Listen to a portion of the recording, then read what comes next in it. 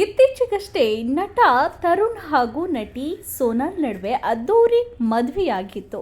ಅದು ಕೂಡ ಹಿಂದೂ ಸಂಪ್ರದಾಯದ ಪ್ರಕಾರ. ಆದರೆ ನಿನ್ನೆ ಇವರ ಮದುವೆ ಈಗ ಕ್ರಿಶ್ಚಿಯನ್ ಸಂಪ್ರದಾಯದ ಪ್ರಕಾರ ನಡೆದಿದೆ. ಜೊತೆಗೆ ಎಲ್ಲ ಸಿನಿ ತಾರೆಯರು ಕೂಡ ಅಟೆಂಡ್ ಆದರು.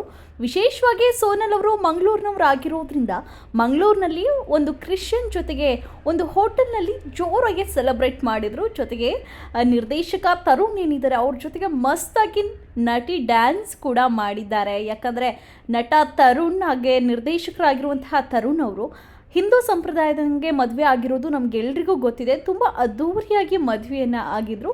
ಈಗ ಕ್ರಿಶ್ಚಿಯನ್ ಸಂಪ್ರದಾಯ ಅಂದರೆ ನಟ ವೈಫು ಸೋನಾಲ್ ಅವರಿದ್ದಾರೆ, ಅವರು ಕೂಡ ಕ್ರಿಶ್ಚಿಯನ್ ಆಗಿರೋದ್ರಿಂದ ಅವರ ಸಂಪ್ರದಾಯನ ಕೂಡ ಪಾಲಿಸಬೇಕಾಗತ್ತೆ. ಹಾಗಾಗಿ ಕ್ರಿಶ್ಚಿಯನ್ ಒಂದು ಮದುವೆಯನ್ನು ಆಗಿರುವಂಥದ್ದು ಎಲ್ಲರೂ ಕೂಡ ಸೋಷಿಯಲ್ ಮೀಡಿಯಾದಲ್ಲಿ ಸಾಕಷ್ಟು ಮೆಚ್ಚುಗೆಯನ್ನು ವ್ಯಕ್ತಪಡಿಸ್ತಾ ಇದ್ದಾರೆ.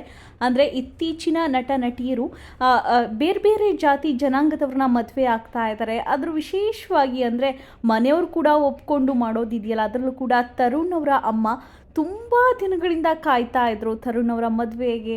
ಹಾಗಾಗಿ ಡಬಲ್ ಢಮಾಕ ಅಂತಲೇ ಹೇಳ್ಬೋದು. ಯಾಕಂದರೆ ಒಂದು ಕಡೆಯಾಗಿ ಹಿಂದೂ ಸಂಪ್ರದಾಯದ ಪ್ರಕಾರ ಮದುವೆ ಆಗಿರೋದು, ಮತ್ತೊಂದು ಕಡೆ ಕ್ರಿಶ್ಚಿಯನ್ ಸಂಪ್ರದಾಯದ ಪ್ರಕಾರ ಮದುವೆಯಾಗಿ ಕುಂದು ಕುಪ್ಪಳಿಸಿರೋದು. ಇನ್ನೊಂದು ವಿಶೇಷವಾಗಿ ಹೇಳೋದಾದರೆ ಕ್ರಿಶ್ಚಿಯನ್ ಮದುವೆ ಅಂತ ಬಂದಾಗ ಅಲ್ಲಿ ಮೋಜು ಮಸ್ತಿ ತುಂಬಾ ಇರುತ್ತೆ. ಸೋನಾಲ್ ಮದುವೆಯಲ್ಲೂ ಕೂಡ ತುಂಬ ಮೋಜು ಮಸ್ತಿನ ಮಾಡಿದ್ದಾರೆ. ಡ್ಯಾನ್ಸ್ ಆಗಿರ್ಬೋದು, ತರುಣ್ ಕೂಡ ಡ್ಯಾನ್ಸ್ ಮಾಡಿದ್ದಾರೆ.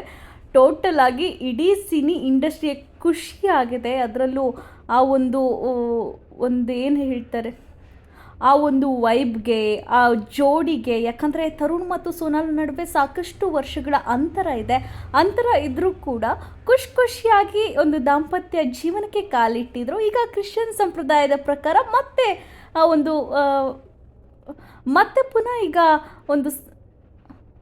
ಪುನಃ ಈಗ ವಿವಾಹವನ್ನು ಆಗಿರುವಂಥದ್ದು. ಅದು ಕ್ರಿಶ್ಚಿಯನ್ ಸಂಪ್ರದಾಯದ ಪ್ರಕಾರ. ಕಾದು ನೋಡೋಣ ಇವರ ಸಂಸಾರ ಹೇಗಿರುತ್ತೆ, ಸಿನಿ ಇಂಡಸ್ಟ್ರಿಯಲ್ಲಿ ಹೀಗೆ ಮುಂದುವರಿತಾರಾ ಏನು ಹೇಗೆ ಅನ್ನುವಂಥದ್ದನ್ನು.